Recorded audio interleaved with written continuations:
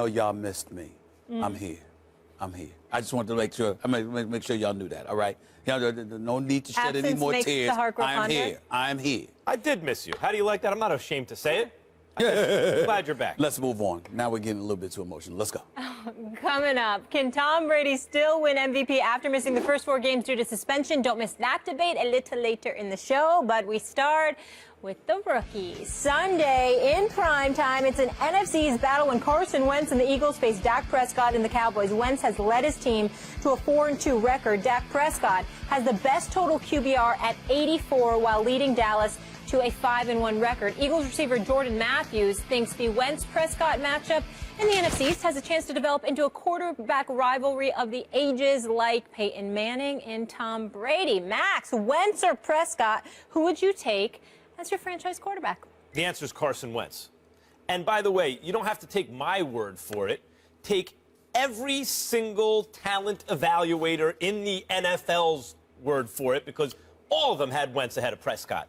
And a lot of them liked Prescott a lot. You hear them talking about it, including the Philadelphia Eagles. But they all preferred Wentz. They all did. And Wentz has done nothing to undermine their confidence in him, their faith that he would be an excellent quarterback. Wentz was like a Ben Roethlisberger, who in that draft with Eli and Phillip Rivers was from a smaller program, hadn't been seen as much. But all the evaluators said, whatever the stats say, we can look at this guy, Roethlisberger, and tell you he's going to be a good NFL quarterback. And some of the numbers on Wentz in college, how he did under pressure, doing fine in the NFL now, didn't always say the best thing. But all the evaluators said the same thing. See that guy? We know an NFL quarterback when we see one, and that guy is an NFL quarterback. And what has he done? He hasn't been like Dak Prescott, dropped into a situation behind clearly, and I would say by far, the best offensive line in football, in a situation where they used a top pick on a running back to exploit that line, in a situation where all he has to do, and he's played very well, Dak Prescott, but don't turn the ball over. You know, protect the football, and he's done a very good job. We're going to have a very simple offense, not make you do too much, and you got to stick to that game plan, and that's a winning formula. And it's worked. Take nothing away from him. But that's not Carson Wentz. The Philadelphia Eagles said, we're going to get rid of our quarterback. We are going to take you, and we're going to build this franchise around you.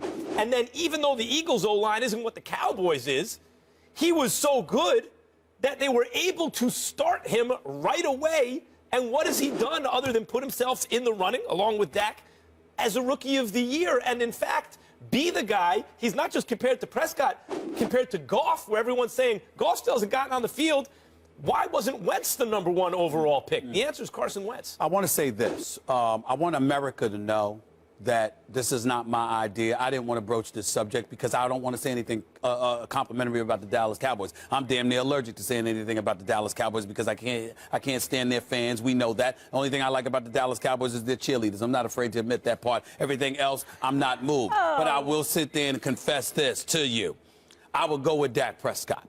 And the reason why I would go with Dak Prescott is because of the poise in that bubble that is the Dallas Cowboys, that circus kind of atmosphere that we have seen from the Dallas Cowboys throughout recent modern-day history is another piece of distraction that that Dak Prescott has to walk into, but yet somehow, some way still, he manages to handle his business. I just look at Dak Prescott a little bit differently. I know the offensive line is formidable. I know having Ezekiel Elliott playing like an all-pro is a very, very big thing. I know that alleviates some of the pressure that Dak Prescott has to deal with in comparison to Carson Wentz. But I also think that all of that is offset by the circus-like atmosphere that comes associated with being a member of the Dallas Cowboys. Yet to be in that situation where he's under such pressure, he's under such a spotlight, where everything is going to be nitpicked, especially with Tony Romo out, supposedly coming back, when everybody and their grandmama knows that's who Jerry Jones wants to be his quarterback. He wants Tony Romo to come back. Matter of fact, it wouldn't surprise me at all. I'm not saying that Jerry Jones wishes anything malicious upon Dak Prescott.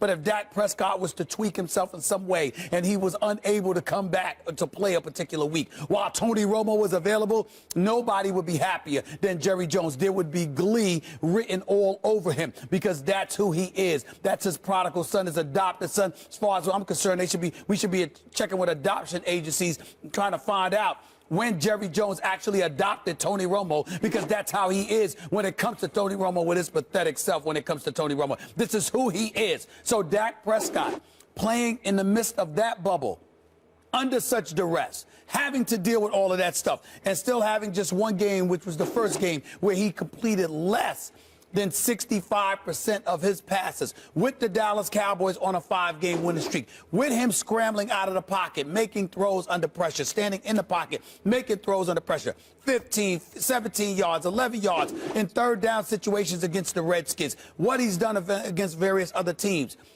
I am simply saying that when you look at Dak Prescott, we can't definitively say anything about the number 2 overall pick against this 4th-round rookie, because this 4th-round rookie looks like he's going to make liars and fools out of a whole bunch of people. It's way too early to say definitively, period. Sure, fair enough. But if you're asking me what my gut is, first of all, I like Carson Wentz's big play ability actually more than I like Dak's, based on what I've seen so far. Okay.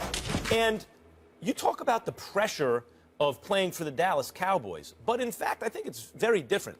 You worked in Philadelphia for many, many years. Yes, 17 years. Most well-known sports writer in Philadelphia after a while, I would say so. Okay. Now, would you say that the Philadelphia Eagles fans are a hate-based life form? Because I would. Eagles fans... Hold on. I want to make sure Yes. you're careful. You're not saying that in a negative connotation, are you? One of the greatest cities, one of the greatest sports towns in American history, the city of Philadelphia. Sure. Are you being disrespectful to Philadelphia? How dare you? I think they How dare you? No, I think they take it as a compliment, to tell you the truth, the Eagles fans. But I'm talking about what you mean. I'm talking about what you mean. What I'm saying is Eagles fans are waiting for you to mess up. Like, the Cowboys fans love the Cowboys. Mm-hmm. When you get a 4th-round pick and he can perform, that's found money for your... The Cowboys fans are waiting to love the Cowboys. They're looking for excuses. You call them those delusional fan base. Eagles fans are the opposite. Even when things are going good, they're complaining about something about the team. And the Eagles mortgaged part of the future in draft picks and all this to reach for Carson Wentz, and yet he's performing so well, he's got those hate-based life forms rooting for him. But Dak, of course, he has the love of the Cowboys fans. You're not wrong. A 4th-round pick, you're not performing wrong. for the Cowboys. You're not wrong, but you're missing something. The Philadelphia Eagles in the Carson Wentz era immediately succeeds the Chip Kelly era. And because of that, anything is a welcomed relief after that. I mean, when you saw what Chip Kelly did to this franchise, I'm sorry, you are relieved. And the fact that Sam Bradford, of course you wanted Carson Wentz because you were thinking coming into this season, there was so much we were going to be able to do because the residue from the Chip Kelly era had so stained and sullied the franchise that anything that you did from, any kind of market improvement whatsoever was going to be some welcomed relief. So the expectations weren't really on Carson Wentz per se. It was on everything around him because of what Chip Kelly did. But how did they make him the starter? What happened? Was it they actually moved out a veteran quarterback who nobody believed in because he was there under Chip Kelly, and nobody liked him last year. Now that veteran quarterback is having success for an excellent team. You think there's not pressure on Carson? The pressure, my whole point is, as much as it seems like the pressure be on the Dallas Cowboys quarterback, in fact, in this case, the pressure is on the Eagles quarterback. His guy, Romo, gets hurt. The 4th-round pick steps in and miraculously does amazing things. Carson Wentz, they moved the guy to another team who's having great success, and they reached for him. We're not talking pressure. More pressure on we're not Wentz. talking pressure because from a pressurized standpoint, I get where you're coming from. What I'm asking you to consider is the circus-like atmosphere that Prescott has to deal with. Pressure or no pressure, because it's the Dallas Cowboys, and because they're a walking piece of mediocrity in recent memory, and because they're the perpetual accident waiting to happen, because they got an owner in Jerry Jones more concerned with hype than winning, more concerned with business and making dollars than winning. What you have is a situation that's ripe for a rookie to be exposed and, dare I say, overwhelmed by the totality of the situation. And we didn't even bring Romo into the equation. Carson Wentz doesn't have any of those issues. You got a new coach. You got a GM that was reinstalled because Howie Rosen was removed because Jeffrey Lurie gave all the power to Chip Kelly. Now that's been alleviated. So you have organizational structure with a rookie that we're allowing to be on the come up. We didn't know he was going to be this good, and we're happy about that. But the difference is he is in a very much more structured environment than Prescott is, which is why the room for error is there for Prescott. I don't think that outweighs the pressure that Wentz is facing based on my argument. And who would you rather be? What quarterback, what position would you rather be in? The quarterback with the best offensive line in the game and a great young running back who's so good. In fact, people are talking about him behind that offensive line being maybe the MVP, if not certainly Rookie of the Year. Would you rather be that guy? There's always more pressure on the Cowboys. It's the Cowboys versus the Eagles. There's always more pressure just from the simple fact. Go ahead, the Dallas Cowboys. Go ahead, Max. It's America's team. Right. And someone's coming for his job again. The difference is, in Dallas, they love you. If anything, you have to fight against the sense of entitlement because you're worshipped in Dallas. They want to love the Cowboys. That's why Stephen A. calls the fan base delusional. Any little bit of good news, they trumpet it. The Eagles are Wentz is in the opposite position. But you're speaking from a macro perspective. Speaking from a micro perspective, yes, they love the Cowboys, but at the same time, Tony Romo is waiting in the wings. And even though he has his critics and a lot of Cowboy fans who do not believe in him at all, you do have other fools who absolutely are in love with this man. There's treating more him eyes like on he's that got situation. 2 Super Bowls instead of two career playoff victories. Who would you rather be? In what position would you rather be? Which quarterback would you rather be playing for the Cowboys behind that offensive line with those weapons? No, let me say this to you. You are right about it being the Cowboys, but for the wrong reasons.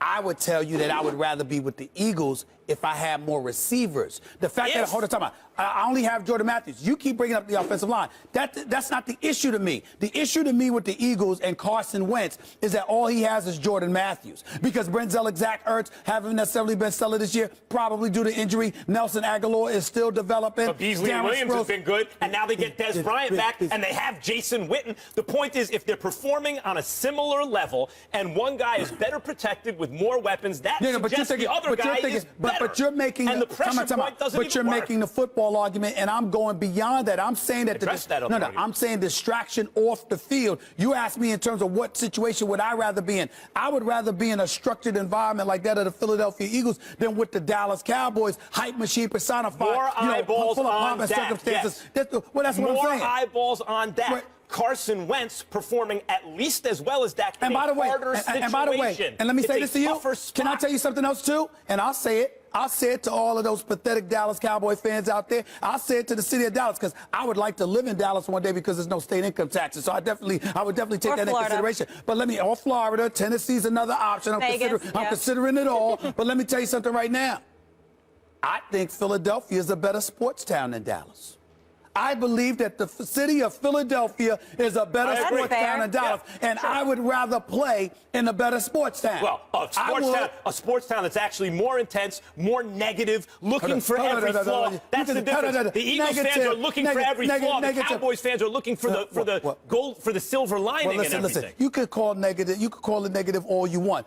I choose to assume that they are far more informed and realistic than Dallas Cowboy fans. And as a result, I don't look at the Philadelphia Eagles as perpetually negative. I think it's a fantastic sports town. There's more pressure on the There's more pressure on Dak. There's more pressure on the number 2 overall pick that a team traded up for, or the 4th round pick. Which is there more pressure? There's more pressure on the 4th round pick. There's more pressure on the 4th round pick, but he's in a better situation. I'll give you that.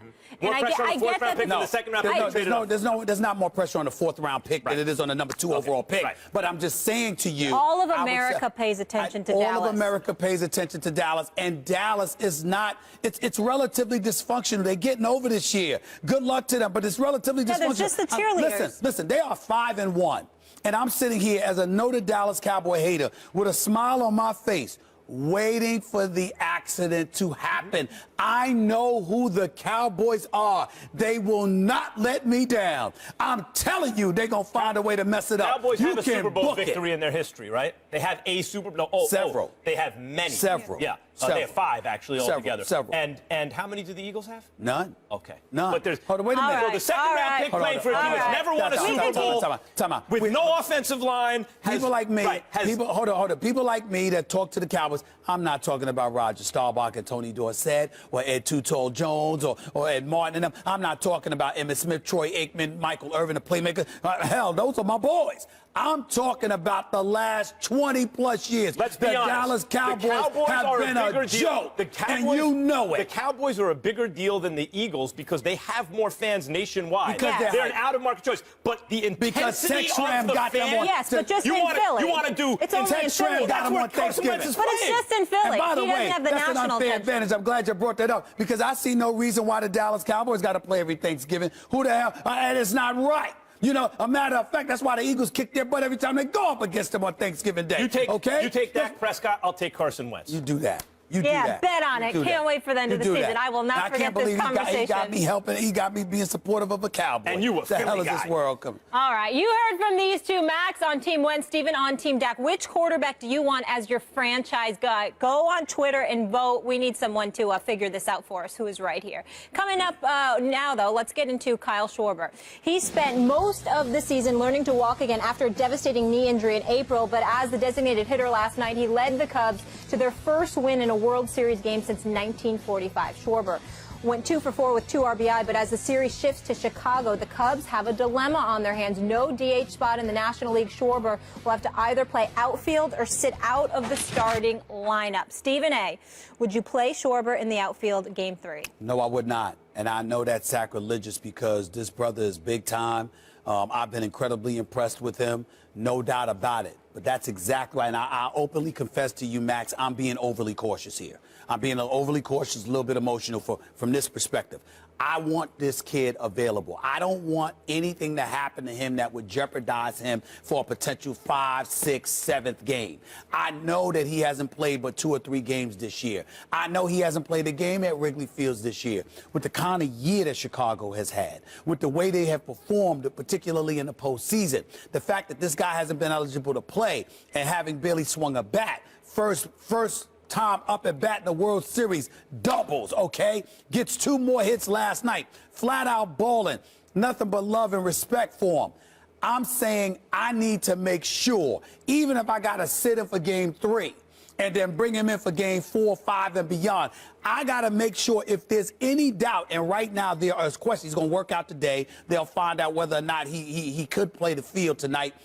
I'm thinking just the fact that you have that question, building off this momentum from Game 2 victory, knowing that it's a 2-3-2 format, this is the game to sit him out. You can always bring him in as a pinch hitter, all right? You can do that at any time, and because you can do that at any time, you can bring him in as a pinch hitter, you could still potentially get his bat.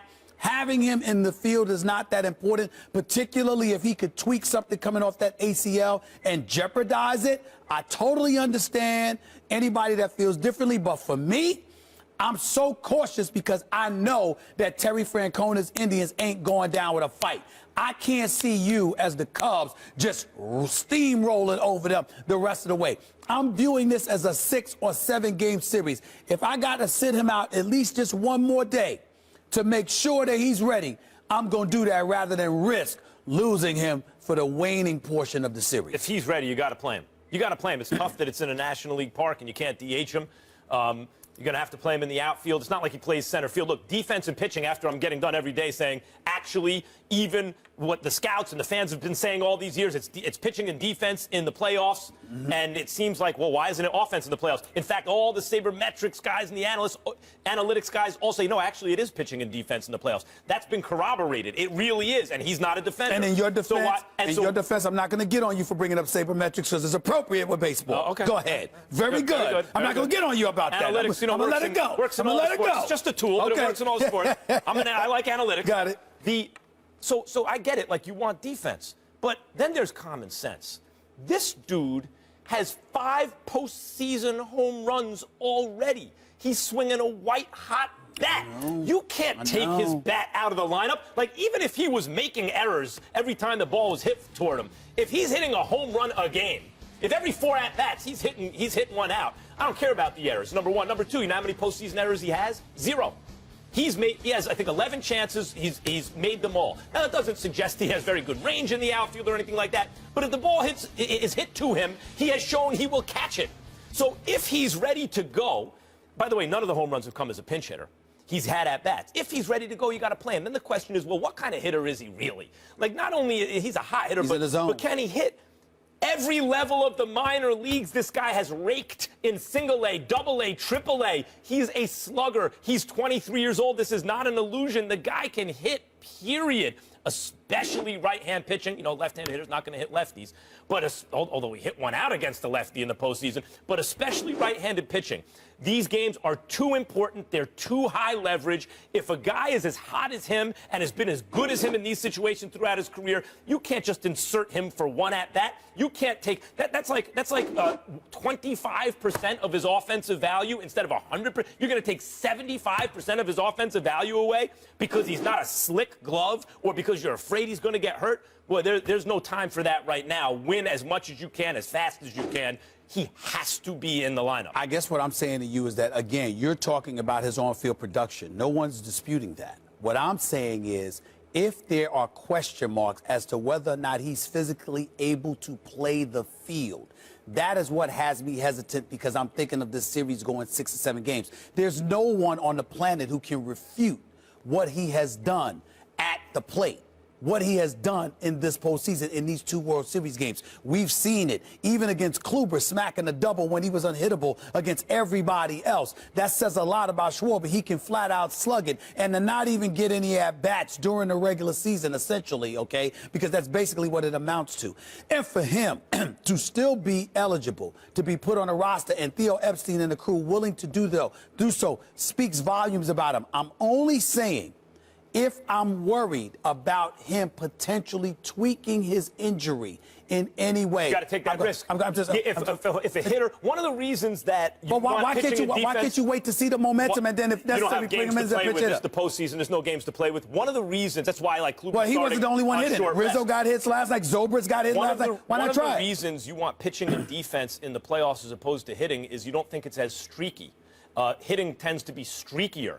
And if a guy is hot now, if he's in that zone, if he's riding that wave of momentum, if he feels locked in at the plate, you don't mess with that, bringing him off the bench, sitting there cold all game. You get him his at-bats now.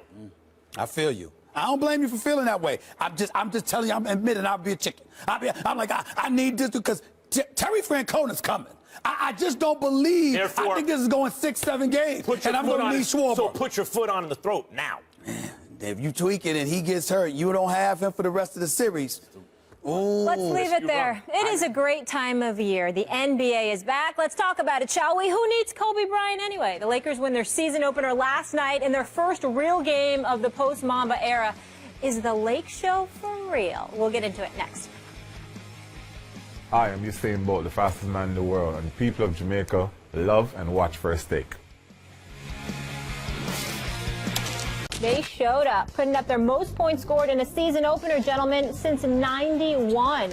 Defeating Houston 120-114, Jordan Clarkson had a team-high 25 points off the bench. The number 2 overall pick in this year's draft, Brandon Ingram, had 9 points in his NBA debut. Max, are you buying the Lakers post-Kobe? I am. Really? And by the way, let me just say, you want to compare the Lakers' record in the, let's say, the last 3 seasons of Kobe's career to what it's going to be this season and the next 2, I guarantee you they will win more games now.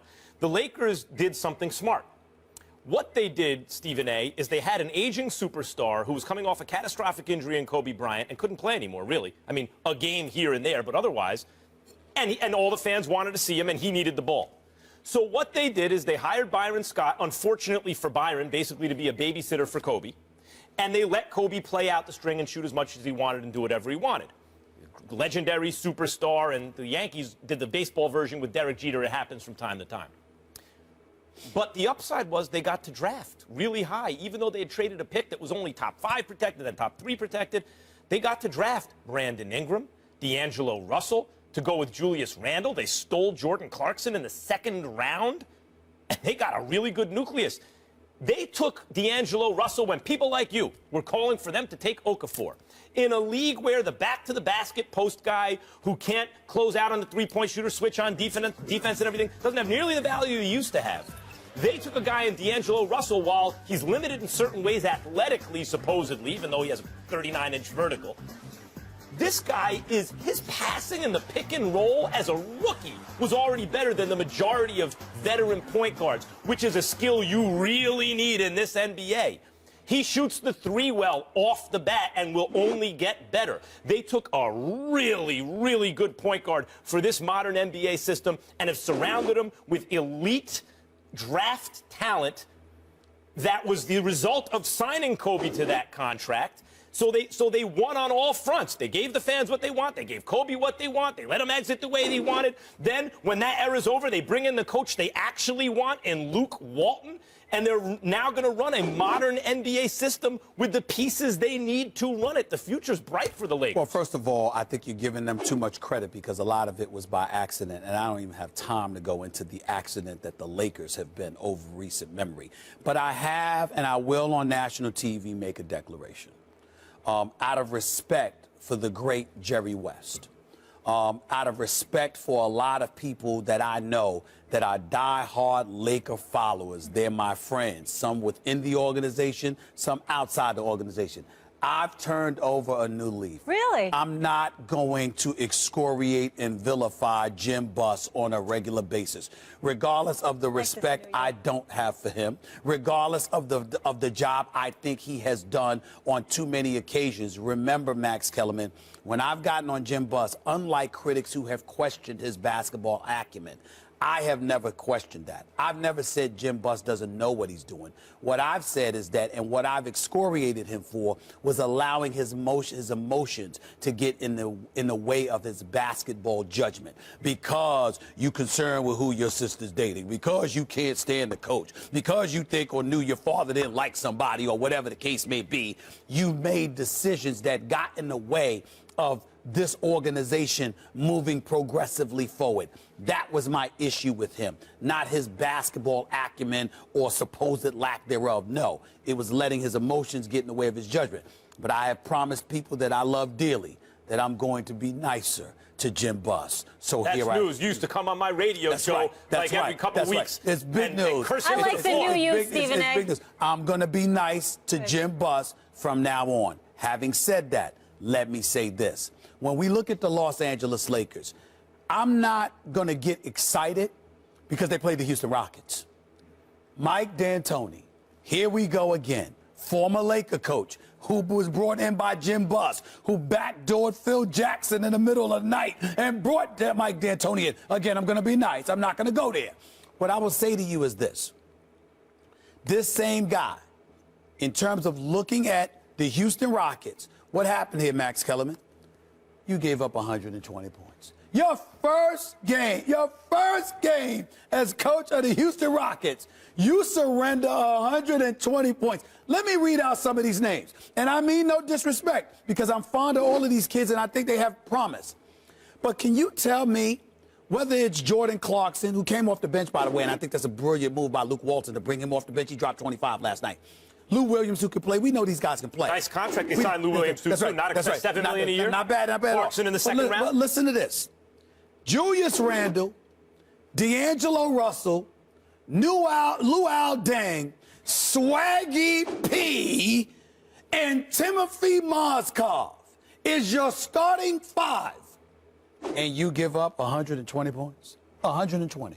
See, sounds about right for that unit right now. This is why. Against the fast pace. D'Antoni's team played a fast pace? Yes, they do play a fast pace, but I'm telling you, because I like him as a person. D'Antoni's a good man, and he's really, really smart. Mike Antoni. Mike Antoni. Listen, no D. Listen, listen. I'm telling you, NBA coaches all over the league have been lamenting for years. I want to get into the Lakers for a second. Defense. I want to get into the Lakers. I want to get into the Lakers. That's where I'm at with this, Max. I have a lot of respect for the late great Dr. Jerry Buss. Yes. I think he's the greatest owner in the history of American team sports. I don't think it's close. When he took over the Lakers, the Celtics were by far the greatest franchise in history. They had 13 championships. Lakers were second with 6. I'm partial to the late George Steinbrenner, but go ahead. By the way, I'm the biggest Yankee fan in the world. the answer is Dr. Buss. Dr. Jerry Buss, by the time he passed, the Lakers had the second most championships in history by 1. They basically have caught the Celtics, and they're killing them, trouncing them, destroying them and every other franchise in the modern era with 10. Post-shot clock, merger, whatever you want to define the modern era as, the Lakers have absolutely owned it. And the last thing that Dr. Buss did, I think almost as a legacy move, was he left a structure in place for the team where Jim Buss was going to be the head of basketball, and Jeannie Buss really the team boss. She's the one who shows up at the owner meetings. She's the head of business. And I think he did that for a reason. I think he wanted to make sure, I have a lot of admiration for the family, that he wanted to keep the family together, that he wanted to make sure the children had to work together in order for the Lakers franchise to have success. Didn't happen at first. When they pulled off that Chris Paul heist, which was a heist that Jim Buss and Mitch Kupchak deserve amazing credit for, Jeannie Buss was at the owners' meeting. She could gauge that these owners were not happy with the way things were going, and the lack of communication between her and Jim resulted in effect, that trade was rescinded. The lack of communication between the siblings. And I believe over time, now that Kobe's gone, now that that's not an issue anymore, the communication will get better. And as that happens, the Lakers will also get better. But I think the future is bright. Hold on. I let you go. You can believe what you want. I'm giving you facts in terms of what happened. You just dropped a lot of facts, and I appreciate that. But let's understand the context in which it was given. You knew that the league was were the de facto owners of the New Orleans Hornets at the time. So the chances of the Chris Paul trade going through was slim to none because Dan Gilbert, fresh off LeBron exiting from Miami, and the maelstrom of cynicism and beyond that ultimately that was going to provoke, that wasn't the time. What I mean by that is this. When you acquire Chris Paul, you don't acquire Chris Paul and save $20 million in cap space. Go back and read Dan Gilbert's letter to the league. You're arguing they made too good a deal. No. That Jim made too good a deal. Let me tell you why. Exactly. But let me tell you why that's relevant. Because you didn't make it with a foolish owner. The league were the de facto owners that had an obligation to look out for the league, not just the team. You have to know that if you Mitch Kupchak and Jim Buss and Jeannie Buss and them. And the fact that they weren't communicating well enough, which means they couldn't read the tea leaves, it compromised them. So you're saying, oh, now we're going to move forward and better times are ahead. I'm saying there was never a reason for the bad times to exist and get in the way of the basketball decisions. Think about the point you're making. They messed up for years and put this in. You were working radio in Los Angeles, which is why I let you go on with that. Come on now. You in L.A. How miserable were your times in L.A. talking about the Lakers? You gonna sit up there and mess up this franchise for years and years. Only if they would have taken Okafor over D'Angelo Because of your personal feelings. Because of your personal feelings. That's inexcusable, man. You don't put a city through what the Lakers put them through just because your siblings don't get along with each other. You don't do that. Think about what you're saying. You're actually saying you're excoriating Jim Buss and Mitch Kupchak because the Jim Buss, because the deal he pulled off was so devastatingly excellent. No. He got the best player in the trade and saved $20 million. Guys, I gotta go. We gotta go. He didn't have the soft enough touch with the league. That's not what I say. Exactly. Okay, but that's a very subtle. You gotta work that relationship. All right. Let's save it. To be continued. Can Darren Woodson help me paging him? Coming up next, Cam Newton has been criticized for his style of play, but don't expect anything to change. There he is from the reigning MVP. We'll hear from Cam and react to that after a break. What's up, Darren? What's going on? This is Kevin Hart, a.k.a. Long-Faced Little Body. And right now, you're watching my favorite show. I'm talking about First Take, without Stephen A. Smith.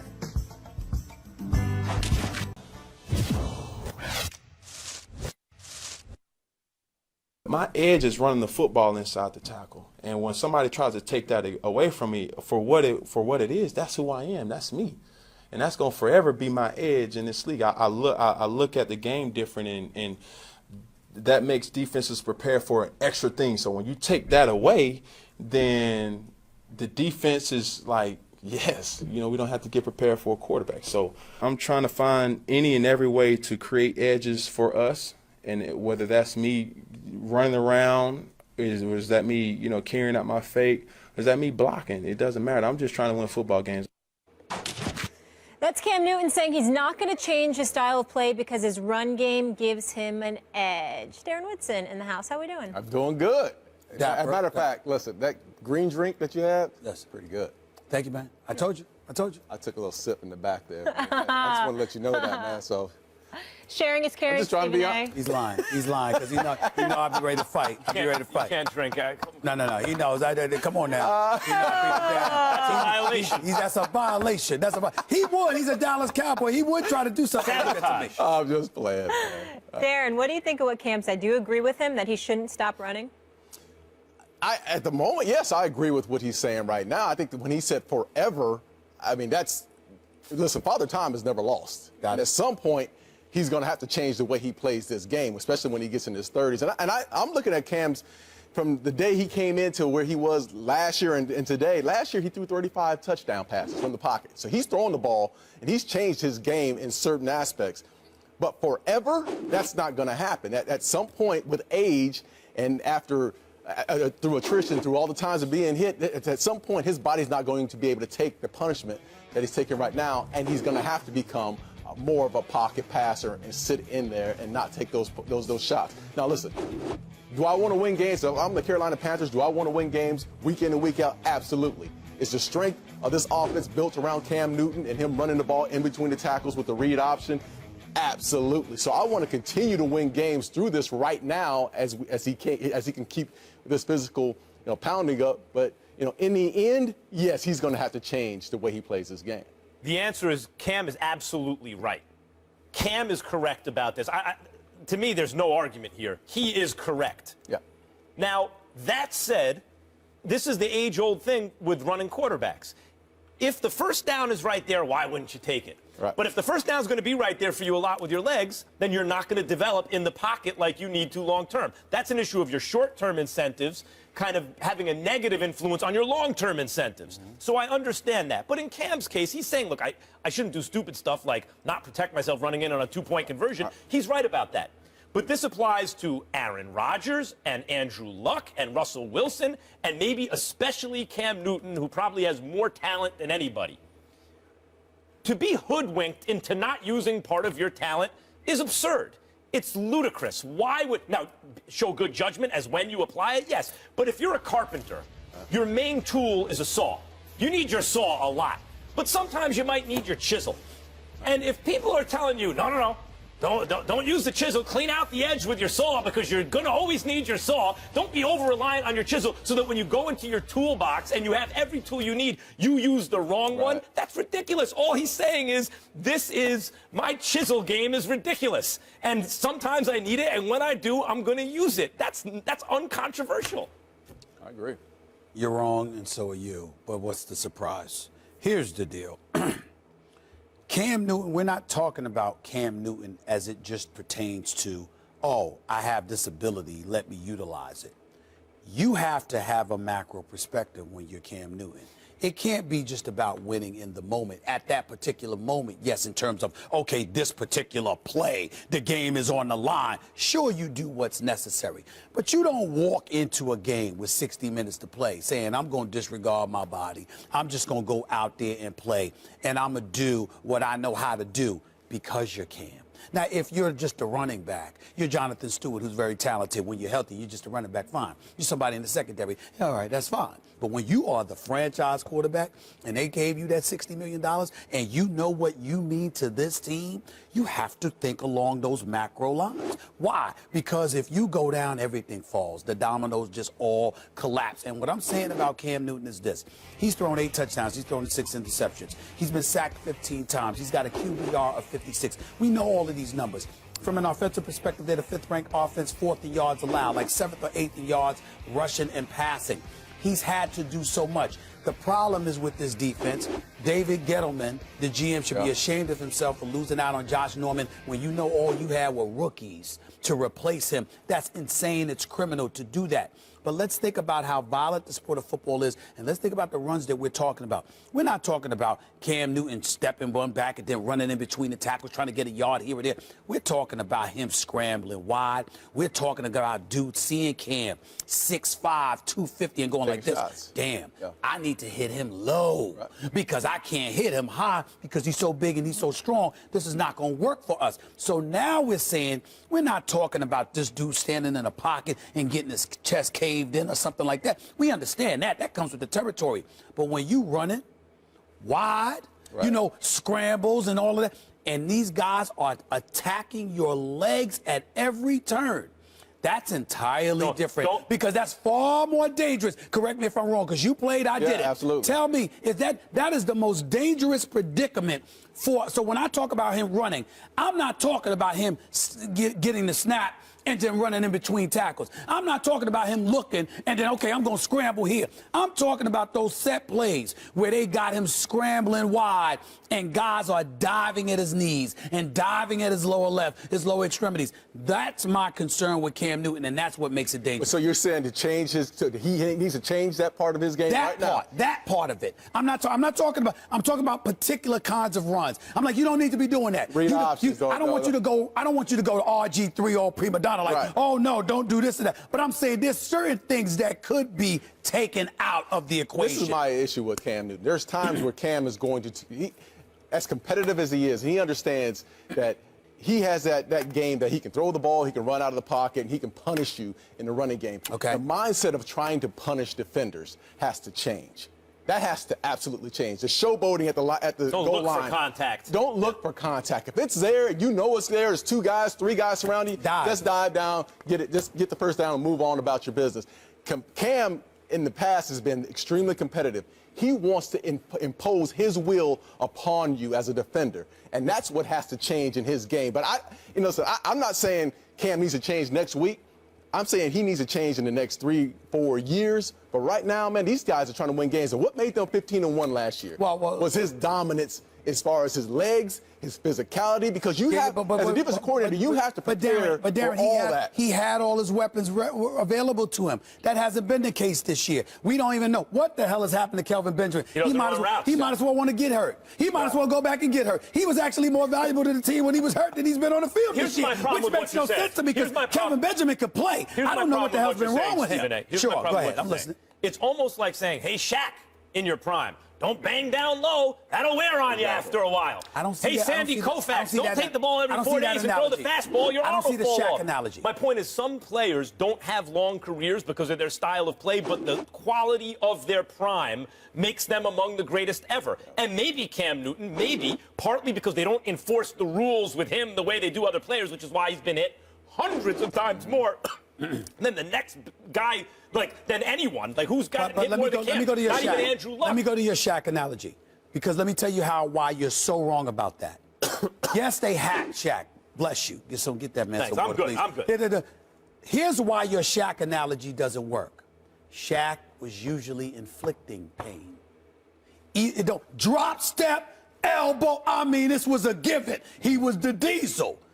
Cam is absorbing it. Right. Wait, that's my point. When he first came in the league, he was not absorbing about this year. But even if he's giving licks, he's still taking them. I get it. But that's my point. If they're not enforcing the rules for Cam, the reason I use the Shaq analogy is because they used to foul Shaq on every possession. And basically the answer was, well, what are you going to do with Shaq? You can't stop him any other way. And I get the feeling like the NFL has the same rules with Cam. Hit him however you want because he's too big to stop otherwise. That's not Cam's fault, but they won't enforce the rules. But again, it's not about blaming Cam. It's like going back to your Shaq analogy, wrapping your arms around him and making him go shoot free throws because he's going to miss one of every 2 is entirely different than taking shots at dudes' knees and ankles and calves areas and what have you. Cam is in a situation where he's so valuable to the team to just think about, I'm just going to do me with no regard for that, I believe is ill-advised. Darren, should Cam keep running or not? Absolutely. Run, Cam, run. This is, I guess when I'm looking at the situation, I understand what you're saying. Protect yourself, protect your knees, and there's times that he needs to slide. But what's made him so special is that he's the ability to run between those tackles, to bring punishment. But I didn't say don't run between the tackles. Yeah, remember, I specifically talked about running wide. Even running outside wide. That's dangerous, that man. Threat and have the game plan for that. And knowing that this guy can throw from the pocket and, he'll take off and run you over. I mean, that's hard to game for, and that's the edge that he's always brought. All right. Appreciate your perspective. Always good to see you. You got to go. You have things to do. They're telling me. Some of us have to work. Yes, yes. Just have fun all day. Thank Well, you it's for nice being to see with us. you. You too. Which work once every Coming 2 up weeks. next, Tom Brady has dominated since returning from a 4-game suspension. Can the I'm going to the future Hall of Cowboys game with Darren Famers Woodson. really I'm just going. blow off my bump? We're talking Tom Brady next. He's Stephen scared. A. is going to Dallas. Good He's scared. times. He's scared to bring me. Welcome back to First Take, presented by Bass Pro Shops. The First Take Your Take viewer contest is here. You can win a chance to debate Stephen A. and Max right here on national television. All you have to do is go to firsttakeyourtake.com, upload a 1-minute video with your and only your best original sports debate. Keep it clean. No music, team logos, trademarks, or copyrighted material. 2 winners will be selected by our show staff. So get to work, and we will see you here in Bristol taking on these 2. Meanwhile, here's a few of our latest submissions. If I'm the Dallas Cowboys, I would most definitely try to trade Tony Romo. He's an aging, injury-prone 36-year-old quarterback. Leave Tony Romo alone. The Cowboys need depth at that pivotal position, so why not keep him on as a security blanket? Their veteran, experienced quarterback who's led the team since 2006. Dak Prescott is the answer maybe in the future. He's not the answer if Tony Romo is healthy. Tony Romo has the 3rd highest career passer rating in history of the entire NFL, as a lot of quarterbacks. Unfortunately, I'm about to take you to school. NFL injuries, they're a lot like riding a motorcycle. It's not if you fall, it's when you fall. It would be great if Dak Prescott can play the whole year, but numbers show that more than likely he's going to either have some sort of shortcoming or get hurt.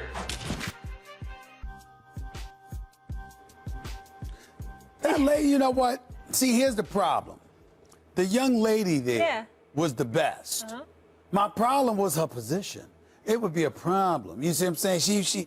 I would have to debate her, and I think it'd be perfect. I You'd would be disagree. fearful that I would come across as a little mean because she's supportive of Tony Romo. She's not worried. And I don't wanna do that. She's got this. She's actually parroting my point, so it's a winning argument. Well, it's not You'd be a fearful to debate It's not a because she winning makes argument. Did you I just guys see thought the topic bars? Yes. Yeah. It was nice. The topic bars in the set and the guy. Listen. How about the guy in his classroom? Listen, I loved when it. you He was in took this us to classroom, I'm sitting there school. going like this. Where the kids at? I mean, if you're gonna be in the classroom, you gotta have the kids Yeah, around. recess. Gotta have the kids. You know, You're you gotta right. be That would have been a you nice gotta touch be to play to your heart. Why? Because Stevie A loves the kids. He sure does. Oh, Lord. He sure does. Let's talk Tom Brady. Here he is. Throws down the middle for Gronk at the 5. To the end zone. Touchdown, Patriots. Back to throw. Brady fires. End zone. Caught. Touchdown. Throw down the right side. There's a wide open receiver. Touchdown, Bennett.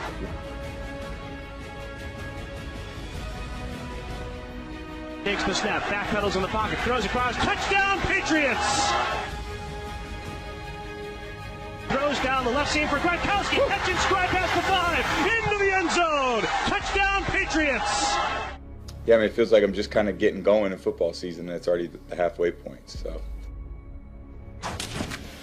Tom Brady may have been suspended for the first 4 games of the season, but he has not skipped a beat. Since week 5, he's tied for the league lead in wins and passing touchdowns. And he's first overall in passing yards and total QBR during that span. All of this is leading up to him picking up steam as the leading MVP candidate right now with 3-2 odds to win the MVP according to Bovada. Max, can Brady still win this MVP even though he missed a quarter of the season? No. I mean, can he? Are voters dumb enough to vote for him? Maybe. But the answer is actually no. There's no way to be the MVP in 12 out of 16 games. You're giving up 25% of the games. And if you look at who else is playing in this league, you mean to tell me 12 out of 16 games from Brady is better than 16 out of 16 the way Matt Ryan or Phillip Rivers or my pick Andrew Luck is playing so far? Andrew Luck with nothing around him still might make the playoffs? No, absolutely not. And let me prove it to you. Tom Brady, let's say they go 9-3 the rest of the way. In that case, what's Tom Brady's value? Their backups, their second and third string quarterbacks went 3-1. That's the same percentage as 9-3. So in order for Brady to demonstrate value over the backup, he has to go 10-2 to demonstrate value over the second and third string quarterbacks. The Patriots have always been more about Belichick than Brady, who is arguably the greatest who ever lived. But in this instance, really has no legitimate shot at actually being the real Help MVP him. in spite of what the voters say. Please help him. You don't do too many interviews, do you?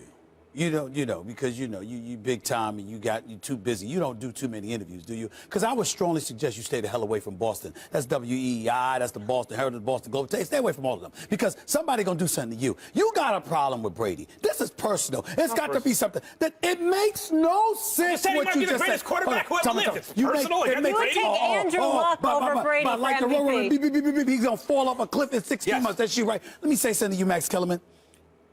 The Patriots are 6-0. They are 3-0 with Brady. Brady has 8 touchdowns. We got the one loss to the Bills. 0 in it. Yeah, but he wasn't there. He wasn't there, right? 8 touchdowns, 0 interceptions, a quarterback rating of 132, a QBR, one of your favorite stats, of 89. He's already thrown for 1,000 yards in 3 games. He's completing 75% of his passes. On his schedule, he has road games against Buffalo, Miami, road Denver, game against Miami. Denver, Oh. and the New York Jets. He's got home games against Seattle, Baltimore, Jets, Rams, etc. You trying to tell me that if this dude continues to play this way and they continue to win, Matt Ryan and the Atlanta Falcons, whose defense is putrid, Andrew Luck. What's the quarterback have to do with the defense? Excuse me. The fact of the matter is that this guy is winning while producing. You can produce and lose. I'm not saying that they don't deserve consideration because of their exploits on the field, but in the end, you play to win the game. Well, you got to play the games. He missed 25% of the games at least this year. So if Tom Brady goes 11-1, or dare I say 12-0, and this man passes for 4,000 yards in 12 games, he doesn't deserve league MVP? No, the odds that he would be No, I ain't asking about the odds. better. No, I ain't asking about odds. I just gave you a scenario. I gave you a direct scenario. There's going to be someone who passed for 5,000 plus yards who makes the playoffs. In three games, he's at 1,000 yards. I'm saying to you, over the course of 12 games, if Tom Brady, let's multiply everything he's doing by 4 right now. He's got 1,004 yards, right? Let's just say he continues to complete. We'll go 4,000 yards. So we'll go away from the 75%. Okay. Let's say Tom Brady completes 68 to 70% of his passes. He passes for 4,000 yards. He throws for 32 touchdowns. Yeah. He only has like 4 interceptions. His QBR stays around 80 plus, 80, and his quarterback rating stays at 132. And the New England Patriots are winning, going 11-1 and 12-0. You trying to tell me that you think he should be deprived of the MVP? Not deprived. He didn't earn it. Because of 4 games? He didn't earn it. That's how did you not miss it? 4 games in football is like 40 games in baseball. Can I ask you a question? You're not going to play 120 baseball games and get the MVP. Because I know that you watch your basketball. Yeah.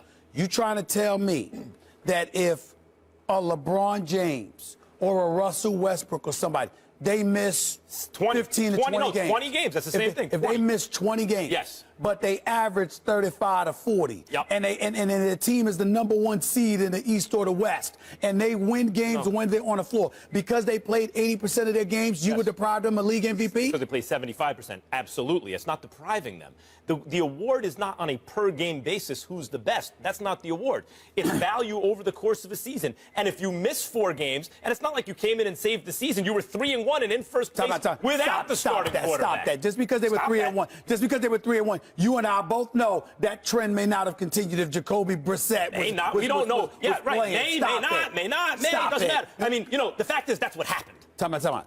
Tom Brady, we're talking about here. Yeah. Just like I gave you and you're giving the best case scenario for Brady, who says it's 4,000 yards and 32 touchdowns and an 80 QBR. That's why might be a lot less than that. Because the principle of it is that the reason why I'm giving you the best case scenario is because you're saying no matter what the circumstances, the fact that you only played 75% of your contest deprives you Let me answer of the the LeBron right James to question. do that. That if makes LeBron no sense. or Westbrook or anyone else plays in 60 games, they should not win the MVP. And I disagree with that. Anthony Davis, it happened to him the other year. Anthony Davis on a per-game basis outplayed everyone in the NBA a couple years ago, got into like 60 games. Did he win the MVP? But because the Pelicans weren't good. Oh, so it's a teammates award. No, what I'm saying is It comes with it. Why should you get league MVP if your team stinks? How were the teammates without him when he wasn't on the field? Were they in first place or not? No, they weren't.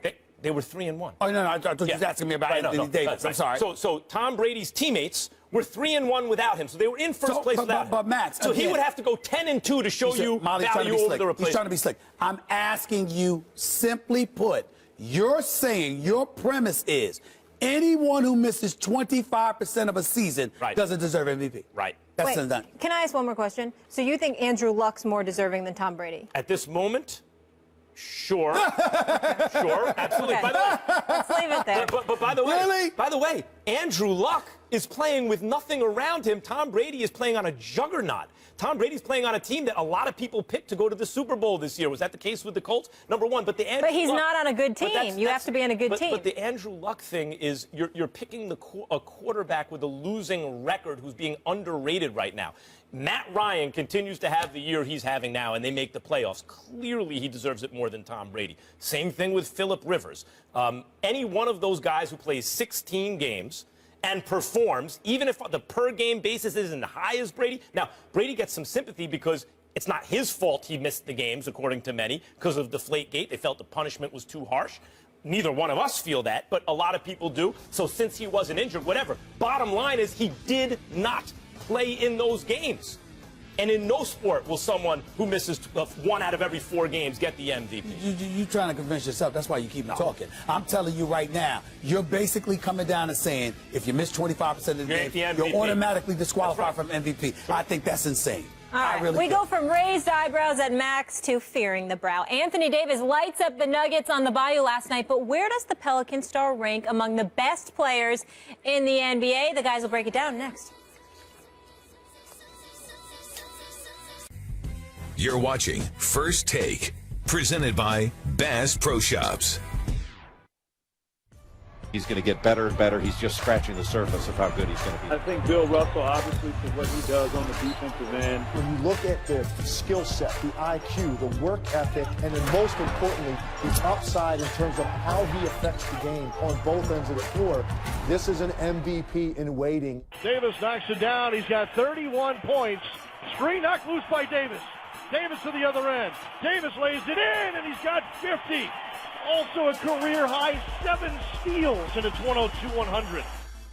He's back. Last night, Anthony Davis had a monster game, putting up 50 points, 16 rebounds, 5 assists, 4 blocks, 7 steals in his first regular season game since March. Davis missed the end of last season with a knee injury, but appears back to his true form.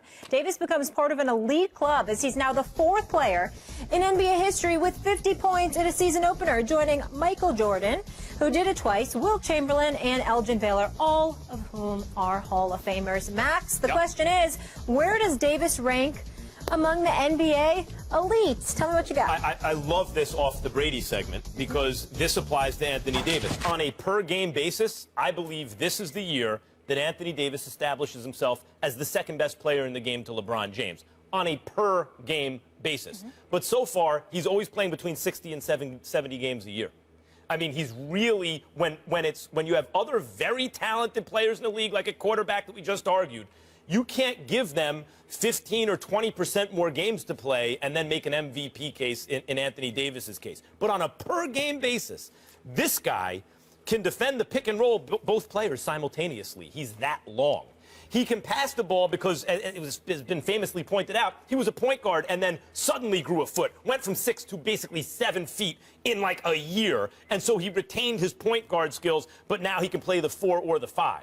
He offensively just gave you 50. But even in terms of his efficiency, Stephen A. Smith in 2 seasons ago, not last season, the season before last, Anthony Davis led the league in PER. Say whatever you want about PER, Hollinger's stat. PER is imperfect, but it is a much better shorthand for finding out how good a player is, at least offensively, than just saying points, rebounds, assists. It's better shorthand because it tells you how efficient they are while they're accumulating those numbers. And Anthony Davis was the best in the NBA during the regular season at that. And in fact, his Pelicans made the playoffs without that much around him.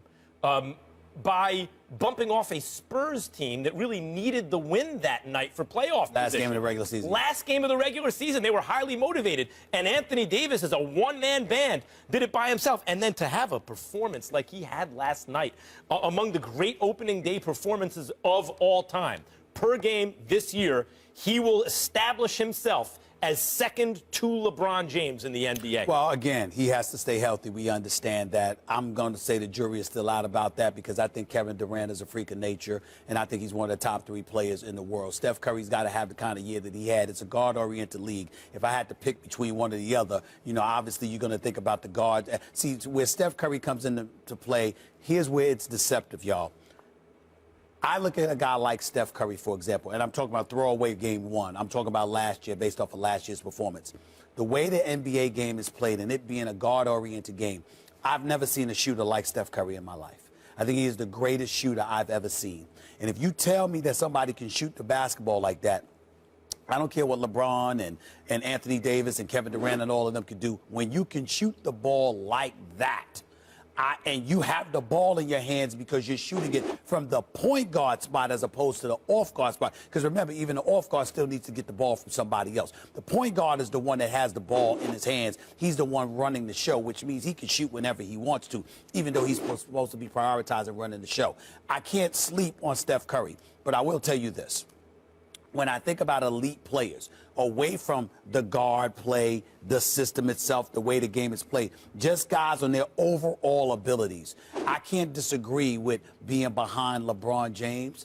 I could make an argument that Kevin Durant, unleashed, could be that lethal. But Anthony Davis, I've said this, Max, a few years ago, about last year sometime. I said Anthony Davis in 3 years, if healthy, will be the best player in the world. He is that big time because Kevin Durant's not him defensively. Now, offensively, I think Kevin Durant could be whatever he wants to be. But defensively, he's not this kid. This kid actually defends centers. He defends power forwards. He can rebound. He can block shots. And more importantly, he's focused on doing that. So clearly, he's elite in that regard. My concern about Anthony Davis, however, is who's he playing with. Did you see last night's game? I mean, Max, I don't know how to put this into words. I cover the NBA. Tim Frazier, who the hell is that? Who? He got Etwan Moore, Solomon Hill, Lance Stevenson. I mean, we know those names. Terrence Jones is there now. I mean, who the hell put together this roster? I mean, I mean, Demps and these boys in New Orleans, they got to get it together. Because when you got a player like Anthony Davis, he's a generational talent. You got to give him more help. I mean, like, how do you even describe Anthony Davis? He's got Kevin Garnett ability defensively. Garnett was a more intense defender at the same point in his career, I think. But Anthony Davis has that kind of length and ability, and offensively has things that no one else can really do given his size. He's an amazing player. You know, Rick Fox put me up on something, though, when I was doing LA radio, talking about the Lakers needed a big man. They maybe when Okafor and other guys were available. Yep. The Lakers never draft big men, really. Not the ones who turn out to be great. Not about buying them. I mean, Kareem, Wilt, those guys. Shaq. Because big men, and I know Anthony Davis isn't a classical big man in the sense he's not going to bang down low, but he is a giant. He's 7 feet tall. Because you don't know how their bodies are going to react to an NBA schedule and to the punishment, etc. You need to see through attrition who's left standing before you choose that guy. And Anthony Davis, the only thing, I think we agree about this, that can stop him is injury. For that reason, when you say who's going to be the best player in 2 or 3 years, who's going to eventually take over for LeBron, I like Karl Anthony Towns. Not only did he come into the league shooting the 3 better than Anthony Davis, but given his injury history so far, knock wood, you hope everyone stays healthy, I think he's the safer bet. Anthony Davis has yet to show that he can really stay healthy all season. Now, it is a point guard league when you talk about where he ranks in the constellation of NBA stars, and you bring up Steph Curry and the kind of shooter he is. It's not just that Steph Curry can hit shots, hit the 3. It's that he can hit from way behind the arc. So not all spacing is created equal. When he hits from 30 feet, the defense has more to cover, and now guys like Draymond are 40% shooters just about. Not normally, but with Steph on the team, because they have so much time to shoot the ball. I understand the value there, but there are other guys like Damian Lillard and others who can approximate what Steph can do. apologies to everyone, including Karl Anthony Towns. But what Anthony Davis can do, no one can really approximate. Which is why I wouldn't take Karl Anthony Towns ahead of him. And I love Karl Anthony Towns. And I certainly was wrong about Jahlil Okafor in comparison to him. I think that Jahlil Okafor is going to prove to be far better than people realize. He's playing with the Sixers last year. And we all know what a pathetic situation that is. Embiid looked pretty good last night. Which is something we will get into a little bit later. But Karl Anthony Towns is big time. But Anthony Davis is special. He is a guy, he is a big man who can play like a guard. And he can be formidable at both positions. He could be formidable in the backcourt. He could be formidable in the front court. It does not matter. He's a matchup nightmare, and he has significant prowess defensively. But you might be a bit sullied by who you're playing around. This is the same Anthony Davis that averaged 31.5 and 11 rebounds in a 4-game sweep to the Golden State Warriors a couple of years ago. 31.5 and 11 rebounds on better than 50% shooting when everybody and their grandmama knows you are the only option that they have on offense. It is a crime what the Pelicans have put around him. That No squad is question. a joke, and they're. By the way, here's the last thing about Anthony Davis. He's 23 I want to say this last years point. old. I want to say this. I want to say this last point. Damps and the crew, let me say this. I ain't wishing nothing on anybody. Got nothing but love for them. I hope they get it together. But if things continue to go this way, something's going to have to be done, because you can't have this kind of talent around a talent like Anthony Davis. And in case anybody out there is looking for an executive, may I throw out a name before we go to break? How about Joe Dumars, a guy that guided the Detroit Pistons to like 6 or 7 consecutive conference finals appearances, 2 consecutive NBA finals, won an NBA championship, arguably could have won a second if Rasheed Wallace had remembered to guard Robert Horry in the corner instead of leaving them open. The bottom line is Joe Dumars has been out of this game. I'm seeing a lot of these analytics, dude, your favorite people, and others getting opportunities. I am sorry. They don't deserve it ahead of Joe Dumars. Joe Dumars needs to be an executive in this league, and if New Orleans doesn't get their act together soon, somebody needs to call one of their homegrown products, which is Joe Dumars.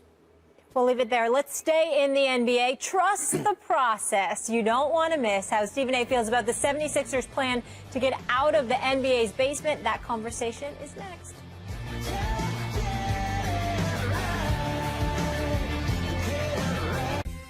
Welcome back to First Take, presented by Bass Pro Shops. Don't miss tomorrow's First Take when actor Omar Epps will be in the house. He's a big Cowboy fan, so don't miss the fireworks when he goes head-to-head with Stephen A. That's tomorrow right here on First Take.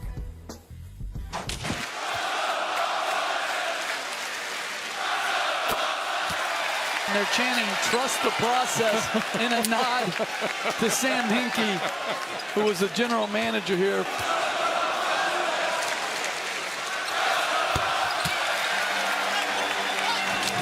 So it was an exciting opening game for 76ers fans last night. Despite losing to the Thunder, fans fired up to see the number 3 overall pick from the 2014 draft, Joel Embiid, finally making his NBA debut. The crowd chanting, "Trust the process," something Sixers former general manager Sam Hinkie had been begging fans to do while the team went through a rebuild. Stephen A., your reaction to fans chanting, "Trust the process"? I was incredibly annoyed.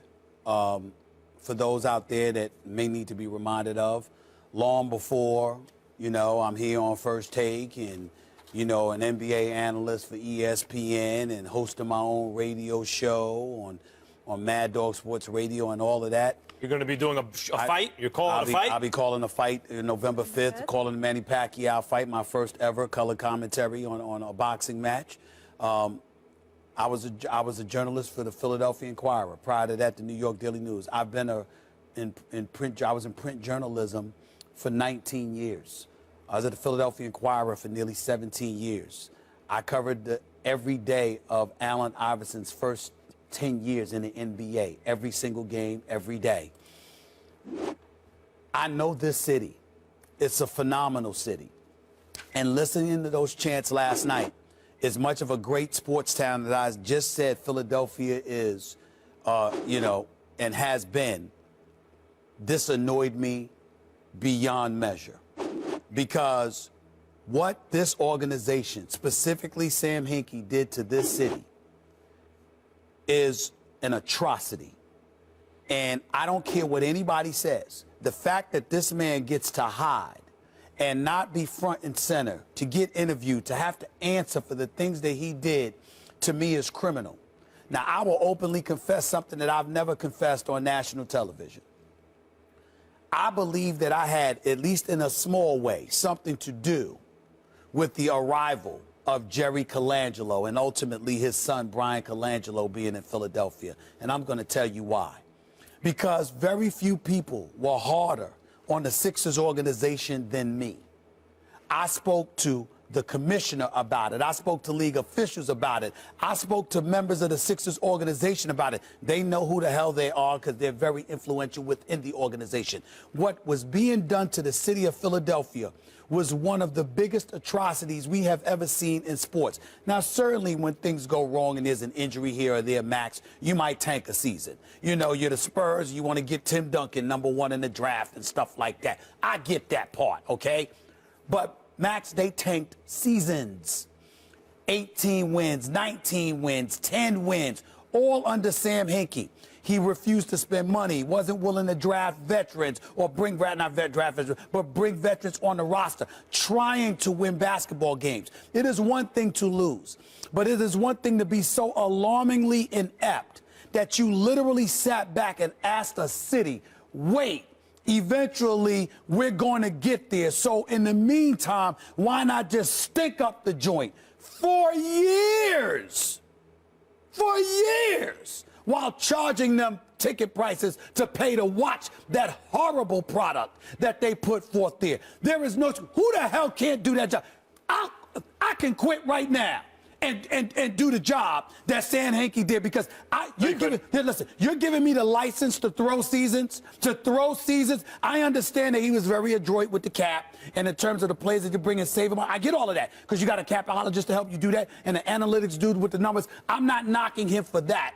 I am saying to you that no matter what he did that was good, he flagrantly was willing to sacrifice even to give the impression of trying to win games in order to do it. For years is my issue. You do it for one, that's fine. But when you're tanking seasons, it can't get much worse for sports than that. And oh, by the way, it was nice to see Joel Embiid last night. He played well. You got a product like him. Look at the guards you had around him. I'm going to leave it at that. Well, first of all, the reason they're chanting trust the process he said trust the process. Embiid. Yes. And they're excited about Embiid, the fans there, and Embiid said trust the process, and look what happened with the process with Embiid. You took him third, his draft stock was a little low. He's been out for 2 years. Because he's hurt, but he may be a franchise-changing player, and they had the patience to draft him. Would you draft somebody in basketball and wait 2 years for them to get on the court? At number 3 overall, 3 years? You cannot pass on Joel Embiid. You couldn't pass on him. He was too good. I'm just asking you a question. You're going to draft somebody. I'm going to draft somebody in 2013, knowing they ain't going to play before 2016. Sure. As a matter of fact, I want to talk about Sam Hinkie for a second. Go ahead. The reason he did all those things is because he's smart. He is not the smartest guy in the room, but he is smart. He is smart. There are those who could have done what he did and made progress more quickly and also fielded a more competitive product, I believe. That's what I'm saying. That's possible. But just because you didn't hit the optimal thing you could have done doesn't mean you didn't do a good thing. Remember that 13-page letter he wrote when he resigned? I read it start to finish. I found that tone-deaf and self-congratulatory. Yes. However, there was lots of good stuff in it, and here were the two best things.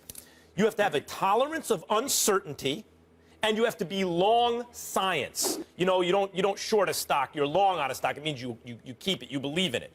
He had a tolerance for uncertainty, and he was long science. He trusted the process. Now, he didn't bring it all together, not under his auspices, because the franchise got fed up with him and they lost patience, and maybe because it's people like Stephen A. Smith, maybe Stephen A. Smith himself, who accelerated that. And maybe that's not a good thing. I'm not going to lie to you. I begged them to get rid of him. Begged them. And maybe, begged them. And maybe that's not a good thing. For at least look a at year. The Sixers. Look at the Sixers right now. Unlike a franchise like the Knicks that was actually trying to be good and stunk on ice anyway for year after year after year, or when they are good, they're just mediocre. The Sixers have an extremely bright future. Not only a ton of great draft picks going forward, cap space, flexibility, great young talent on the roster. I'm not questioning any of that. They got players stashed in Europe. So look, just because it didn't all come together yet, that makes him having done a terrible job? Max, I was very, very clear in what I said.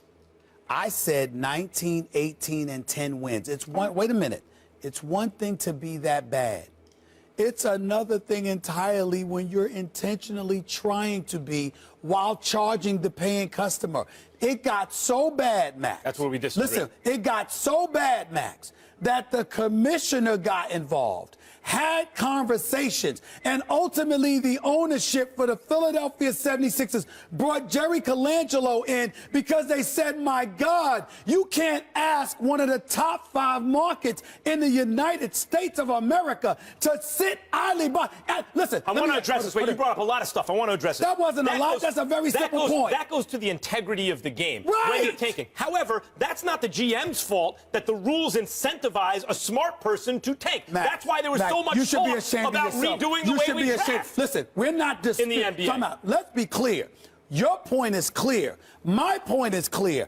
I'm saying you should be ashamed of yourself. You should be ashamed of yourself. Max, this is the point. Shameful. This is the point, and you brought it up. Max. You brought it up. You said if you're trying to win and you stink, that's okay. Wrong. You would much rather be a team of a. Wait. Guys, You we're would much taking a rather- break, but we're coming back to this. Finish your last point. You would much should rather be ashamed of yourself. You would Seriously. much rather. You should be ashamed. Don't you ever be an executive for any of my team. Right. because you're Ever. good. Finish your point. We're going to go to break and come back to it. Oh, my God. You would much rather be the fan of a team that's trying to tank and is no good for draft picks than Not a fan. for years. Then, can I finish the thought? Okay. Than a fan of a All team right. that's trying to be good and All right, stinks anyway. guys, we got to go to break. There's more from this game I want to get to, though. The national anthem. We had a crazy fan. We come want back. to focus We on come the back for anthem. this. More This is First ridiculous. Take You should be ashamed after of the yourself. break. You Stay should be with us. ashamed of yourself. Welcome to my life. Oh, we were talking about the Sixers game last night. Also, during that game, R&B singer Sevyn Streeter was slated to sing the national anthem, but the team pulled her from performing. Take a listen to what she had to say about it on Twitter. I'm at the 76ers game to sing the national anthem, and the organization is telling me that I can't because I'm wearing a We Matter jersey.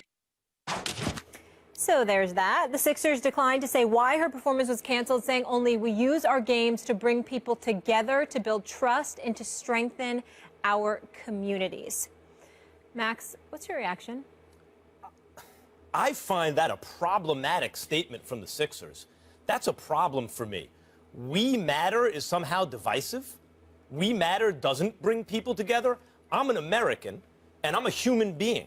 And if a group of Americans, forget about ongoing oppression. People want to debate that, whatever. If a group of Americans are suffering the effects, the lasting effects of oppression in our history, I mean, that's indisputable. No one disputes that. If a group of Americans and people are suffering that, and a member of that group wears a shirt that says, "We Matter," that somehow excludes me or is divisive or doesn't bring people together. The only people that alienates or doesn't bring together is people of bad faith and bad will. I fail to see in any way how the Sixers statement isn't controversial and offensive. I'm offended by it. I don't wear a We Matter shirt, no, but I'm not African American and I'm not a woman, but if she wants to wear that, We Matter is now a problem because it alienates people of bad faith who happen to be also paying customers. That's outrageous. I find that outrageous. I find it outrageous that the Sixers had a problem, the specific problem that they had with it. What I don't find outrageous is their decision not to let her sing the national anthem. It's perfectly within their right to do so. And we have to put on our big boy pants and whatever else we wear and start accepting the reality of certain situations. Yes, you want to go there and sing the national anthem. It is entirely possible that the Sixers are saying, well, if we allowed that to happen, then we have to allow somebody wearing a shirt that Black Lives Matter to sing the national anthem. And we have to allow. No. I'm just saying, even though I would disagree with it, I wouldn't like it, rather, I would still respect their right to do that. I am an individual organization. The NBA is not a public industry. It's a private industry. They have the right, under the umbrella of the National Basketball Association, to enforce rules and regulations that they deem that they deem beneficial to their overall bottom they don't line. have the right to do it. I got it. I understand that. What I'm saying to you is that if they're sitting there and they're saying, we're going to eradicate any kind of political statement from being made in our venue at the singing of the national anthem, they have a right to do it. They have a right to do it. Let me tell you why they have a right to do it. That argument fails because that's not the argument they made. If the Sixers' statement, I'm reacting to their statement, not just her saying they won't let me do it, was, look, social and political issues can be a slippery slope, the way the NFL doesn't let you even do a cancer awareness thing because who knows what the next statement will be. And we don't want... I could live with that. Okay, I could live with that. But that's the point I was making. That's the point you were making. Right. That's not the point they made. They didn't make the slippery slope argument. The argument they made is a shirt saying "We matter" is somehow divisive, alienates some people. And what I'm saying is it does, though. Forget those people. You are putting. Look, I know a business is amoral, not immoral. Amoral. It's not about morality. It's about making money. But in a league and with franchises that talk about how they care and they work with the community and all those things, I think you have to give a little more consideration, not only to the bottom line, but to occasionally doing the right thing. And they're pandering to people of bad will and bad faith if those people are alienated by a "We Matter" shirt. You can say that. I disagree with that part. At the end of the day, if your bottom line is for patrons to come and enjoy the game and to make sure no political statements... Then say that. I'm just saying. They could have articulated their position better, but there is no question in my mind that they have not only do they have a right to do it, I can understand where they're coming from in terms of not wanting that to happen. You know how much of a privilege it is for any kind of artist to sing the national anthem at a venue. It's something that a lot of them clamor to do. So while you've gotten that opportunity to do so, I'm not saying that the young lady did anything wrong. I'm simply saying that if the Sixers sit up there and say that's not something they want. If they said love your neighbor, if they said love your neighbor, would that be bad? Now they're going to have a dress code then to dictate artists what they can't wear. You also have to take into consideration, we are talking about the city of Philadelphia, which is as blue collar as it gets, and you never know what level of fear comes attached with political statements being made if they find it disagreeable. If you are an organization that doesn't want to find yourself in the middle of that, and you are supported by a private industry that gives you the cachet and the muscle to take that position, you have a right to do it. Be nice to people. She could have been wearing be nice to people. It's almost the same thing as saying "We matter." I agree with you. I'm not Don't discriminate. I'm not disagreeing with you. I'm saying be a good person, not a bad person. I'm not disagreeing with you. I'm saying I understand where they're coming from, and you as an individual, they should hire you to release their statements then because they didn't do a good job. We got to go to break. You got to understand it. All right, we got to go to break. When we come back. First Take is presented by Bass Pro Shops. Your adventure starts here. And in part by Taco Bell's Rolled Chicken Tacos. All right, people, the First Take, Your Take viewer contest is here. It's your chance to debate Stephen A. and Max right here on national television. All you got to do is go to firsttakeyourtake.com, upload a 1-minute video with your and only your best original sports debate. Keep it clean, plus no music, team logos, trademarks, or copyrighted material. 2 winners will be selected by our show staff. So get to work and take on these 2 lovely gentlemen here in Bristol, CT. Here's a few of our latest submissions. Dallas? Not only is Dallas going to win the NFC East, they're going right through the Super Bowl. Minnesota doesn't scare us. Green Bay doesn't scare us. Atlanta definitely doesn't scare us. So there's a saying that goes, in order to be the best, you have to beat the best. Which is exactly what you two, the Minnesota Vikings, and the Seattle Seahawks will have to do. Say it with me. Number 1 in rushing in total QBR. And number 3 in total offense. Tony Romo is the better quarterback when healthy.